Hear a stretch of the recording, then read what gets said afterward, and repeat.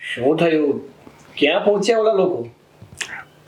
આવે છે, એમનો ફોન આવ્યો હતો કે થોડી વારમાં ઘરે આવશે એમ. આવશે નહીં, આવી જ ગયા. અરે આવો, બેસો બેસો. કેમ છો? કેમ છે બેટા? સારું છે. આ એ જ છોકરો. હા, આ એ છોકરો છે કે મેં વાત કરી હતી ને હર્ષાબેનને. શું નામ છે દીકરા તારું?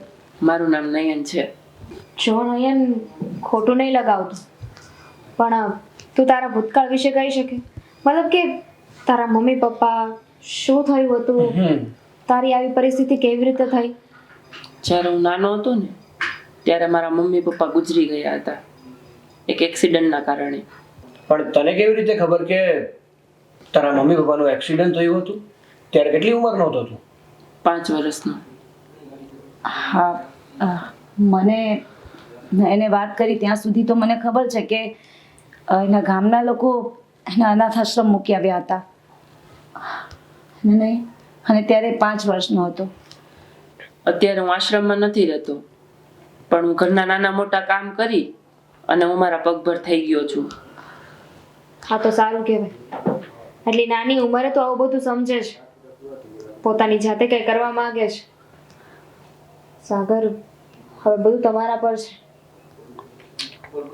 કઈ નહીં. હા, નયનની વાતો પરથી તો લાગી રહ્યું છે કે તમે લોકો જે કહેતા હતા ને એ વાત સાચી છે, અને જે હું સમજતો હતો ને એ ખોટું. જો મમ્મી, તમારે અને દામિની તારે આ નયનને આપણા ઘરમાં આશરો આપવો હોય અને આપણા પરિવારનો હિસ્સો બનાવવો હોય ને તો મને કાંઈ વાંધો નથી. બેટા નયન, તું રહેશે ને અહીંયા, અને આ લોકો બહુ સારા છે અને ઘરની જેમ રાખશે. પણ નયન, એક શરત છે મારી. બોલો ને. જો તારે અમારા પરિવાર સાથે રહેવું હોય, અમારું બનીને રહેવું હોય ને, તો તારે બધા કામ બંધ કરવા પડશે અને ભણવાનું શરૂ કરવું પડશે. સારું. સાચી વાત કરી બેટા. નયન, તારા ભવિષ્યનું પણ વિચારવું પડે ને. અત્યાર સુધી તને કોઈ રસ્તો બતાવવા વાળું નહોતું, પણ હવે અમે તારો પરિવાર છીએ, અને આ તારો મોટો ભાઈ છે, આ તારી ભાભી છે, એ સમાન જ તારે રહેવાનું છે. અને કંઈ પણ કામ હોય, કંઈ પણ જરૂર હોય, પૈસા ટકાની કંઈ પણ, તો તારા ભાઈને ભાભીને વાત કરવાની. અને હું તારી મમ્મી જેવી જ છું ને. નહીં, અને પરિવાર પણ મળી ગયું. ને જો અને ભણવાની વાત કરે છે, તારું ભવિષ્ય બની જશે બેટા. તમારો ખૂબ ખૂબ આભાર અરે ના કે ના, તમે મને અપનાવ્યો. આભાર માનવાની કોઈ જરૂર નથી.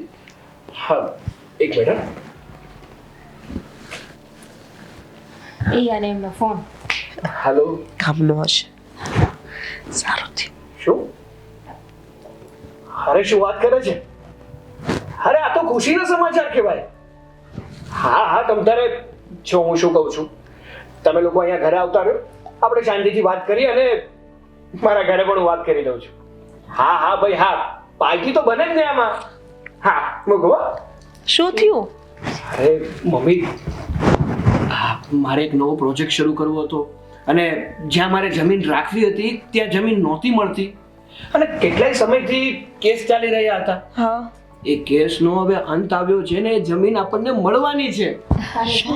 આ તો ખુશીના સમાચાર કહેવાય. અરે વાહ. મેં કહ્યું હતું ને, તમને નહોતું કહ્યું? હે હા. નયન, ખરેખર એના પગલાં બહુ સારા છે. હા, હા બેટા. ભગવાન કરે ને તમારું બહુ સારું થાય. ભગવાન, મારા દીકરાનું કામ એટલા વર્ષોથી અટવાતું હતું, એ આજે પૂરું થવાનું છે. આ તો ખુશીની વાત છે. એ હા મમ્મી, ખુશીની વાત જ છે. હવે હું શું કહું છું, આજે તો છે ને આપણે પૂરેપૂરું સેલિબ્રેશન કરવાનું થાય છે હો. વાહ. કેમ નહીં? તો હું પણ ઘરે જઈને ફટાફટ તૈયારી કરું ને. હા, તૈયારી એટલે ફેમિલી સાથે આવવાનું છે અહીંયા. હા. એમ નહીં, સારું તો હું જાઉં, અને જે પણ પ્રોસિજર હોય એ તમે તમારી રીતે પૂરી કરી અરે લેજો. તમે હવે બિલકુલ ચિંતા ના કરતા. આ નયનની જવાબદારી આજથી અમારા લોકોની. ચાલો, હું તો તૈયારી કરું. પાર્ટી છે ને આજે ઘરમાં? પણ સૌથી પહેલા છે ને માતાજીની લાપસી મૂકજે. હા. અને